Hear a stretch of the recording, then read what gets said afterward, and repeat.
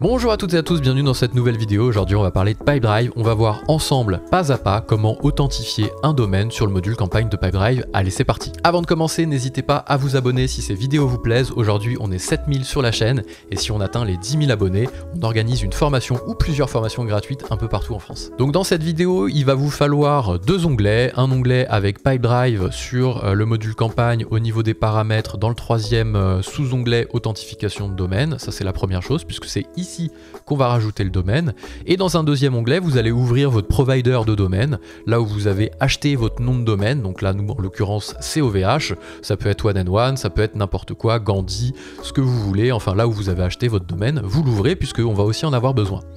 Donc, la première chose que l'on va faire, ici déjà, on voit dans Pipedrive les domaines qui sont déjà authentifiés, puisque vous allez pouvoir en avoir plusieurs de domaines. Si vous voulez envoyer des emails avec un nom de domaine, puis d'autres emails avec un autre nom de domaine, c'est tout à fait possible. Là, nous, c'est exactement ce qu'on va faire. On a un nom de domaine qui est authentifié pour envoyer les newsletters, qu'on va essayer de préserver. On va préserver sa délivrabilité, puisqu'on a aussi des emails que l'on envoie un peu plus commerciaux, on va dire. Alors c'est pas vraiment du démarchage parce que les gens ont par exemple téléchargé un livre blanc et on va leur envoyer un premier email. Donc, mais du coup le degré entre les deux est un petit peu plus, le degré d'intérêt des utilisateurs qui vont recevoir l'email est un petit peu différent, c'est-à-dire qu'ici nous on va envoyer des emails avec blc.gg ici, qui n'est pas non plus notre domaine principal, pour la newsletter, donc c'est des gens, il y a un gros taux d'ouverture dessus, on sait que les gens attendent cet email là, donc on va le préserver puisqu'on n'a pas envie de tomber en spam, et on va rajouter un deuxième domaine, on va voir lequel on choisit parce qu'on en a plusieurs, pour envoyer les emails un peu plus commerciaux où on peut potentiellement avoir du passage en spam, donc une notoriété de domaine qui baisse. Donc pourquoi on fait ça déjà? C'est bien de parler un petit peu de contexte, je le disais, c'est pour préserver les domaines, donc le fait d'en avoir plusieurs, vous allez préserver vos domaines puisque les emails commerciaux seront envoyés avec un autre domaine que l'email principal sur lequel vous envoyez les newsletters où vous savez que les gens doivent impérativement ouvrir cet email là parce qu'il est très important. Et donc on a notre domaine aussi de tous les jours avec lesquels les gens envoient des emails à la main dans Gmail. Donc on a 3 domaines en fait. Et c'est bien parce que comme ça au moins on préserve chaque partie et on sait qu'il y a toujours une bonne délivrabilité sur chaque partie. Ça c'est hyper important.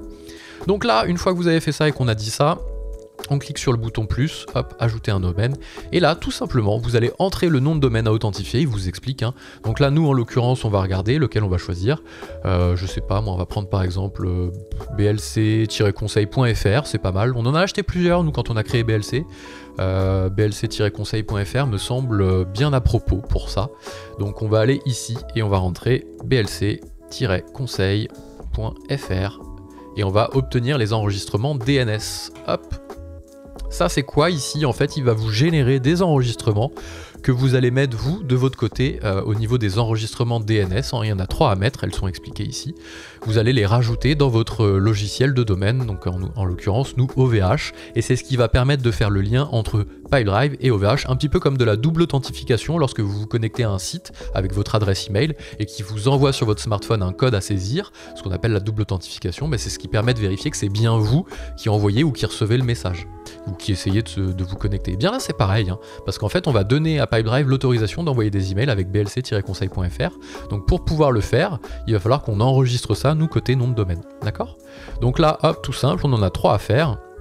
On va aller sur blc-conseil.fr, donc là nous on le fait pour OVH mais c'est valable pour tous, vous allez rentrer là-dedans, vous allez avoir ici ce qu'on appelle des zones DNS, et vous allez enregistrer ici à droite une nouvelle entrée. Donc, ça n'a pas tout à fait le même nom en fonction des providers de domaine que vous utilisez, mais les termes sont souvent à peu près les mêmes, ajouter une entrée, créer un enregistrement DNS, je pense que vous allez vous y retrouver. Donc là on ajoute une première entrée et il suffit juste de se laisser guider ici par le type, c'est un type CNAME avec le nom ici PD1 domaine et la valeur. Donc hop, ici on choisit un enregistrement de type CNAME. Le sous-domaine, eh bien c'est ce que l'on a ici, on l'a ici. Alors c'est pas tout à fait, non c'est pas sous-domaine, mais vous ça sera plutôt écrit sous-domaine je pense.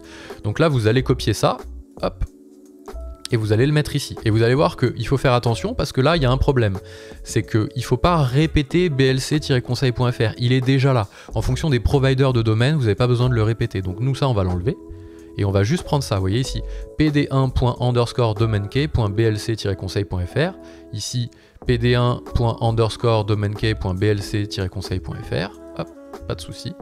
Le TTL, Vous le laissez par défaut, hein, c'est bien. Et la cible, ici, vous avez juste à copier. Et là, du coup, on va tout prendre, cette fois-ci. Hop, et vous faites suivant. Et vous validez. Et on va répéter l'opération sur les autres. On a un deuxième enregistrement CNAME à faire. On va rajouter une entrée. Hop, ici. On enlève ça. Tac, on récupère, vous avez compris le principe, la clé, boum, on la met ici, suivant, validé. Et la dernière qui est un enregistrement de TXT, donc là on change, on fait ajouter une entrée et on va prendre TXT cette fois-ci. Alors je vérifie ce que je fais quand même, ouais c'est bien ça. Et la clé cryptée, ici, elle est là, et voilà. Donc avec ces 3 enregistrements là, validés, on va pouvoir actualiser le statut et on va voir s'il passe en authentifié ici. Alors, ne vous inquiétez pas si ça passe pas tout de suite en authentifié, hein, il faut un temps de propagation, on appelle ça, le temps que OVH envoie à tous les petits serveurs un peu partout dans le monde, que désormais, il y a cet enregistrement-là DNS qui est actif, donc c'est pas instantané, c'est quand même souvent assez rapide malgré tout.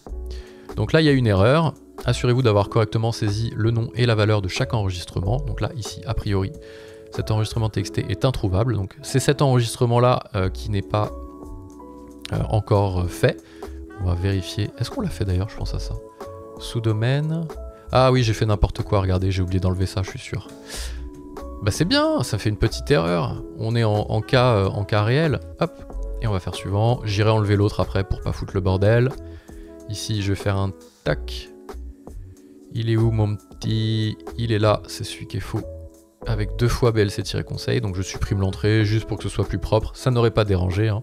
Et là, normalement, si on actualise, il nous laisse faire, et ça veut dire qu'on a bien authentifié blc-conseil.fr pour pouvoir envoyer des mails depuis Pipedrive avec ce nom de domaine, ce qui fait que désormais, vous allez pouvoir ensuite créer un expéditeur, ici, avec le nom de domaine blc-conseil.fr, et vous pouvez répondre à une autre adresse. Donc en gros vous allez dire le nom de l'expéditeur c'est quoi, c'est hello blc, je dis n'importe quoi. L'adresse de l'expéditeur c'est hello@blc-conseil.fr et l'adresse email de réponse, bah là vous mettez l'adresse email à laquelle vous voulez que les gens répondent quand ils font répondre à votre email, ou est-ce que vous voulez que ça envoie l'email. Donc ça peut être un autre domaine d'ailleurs, peu importe. Ou si vous l'enlevez, il va répondre ici à cette adresse là. Donc vérifiez bien que vous avez une adresse au bout. Et ici, vous dites, j'ai compris que tous les utilisateurs qui envoient des campagnes peuvent utiliser cette adresse. Dans Pipedrive, ensuite, cette adresse sera partagée avec tous les autres utilisateurs. Donc tous les autres utilisateurs de Pipedrive qui ont accès au module campagne pourront envoyer des emails avec cette adresse-là. Et c'est assez pratique. Voilà, j'espère que cette petite vidéo vous a plu. Vous avez réussi à authentifier votre domaine pour envoyer des campagnes depuis Pipedrive. Attention, utilisez bien quand même le petit module alerte et conseils que Pipedrive a mis en ligne sur le module campagne qui donne des conseils, des best practices autour de l'utilisation d'un module d'emailing qui sont plus des conseils métiers que des conseils fonctionnels logiciels, mais qui sont le plus importants parce qu'il ne faut pas faire n'importe quoi, sinon on peut vite tomber en spam et ça peut être très très galère, donc c'est pour ça d'ailleurs qu'on utilise plusieurs domaines. Si cette vidéo vous a plu, n'hésitez pas à vous abonner, et moi je vous dis à très vite pour de nouvelles vidéos.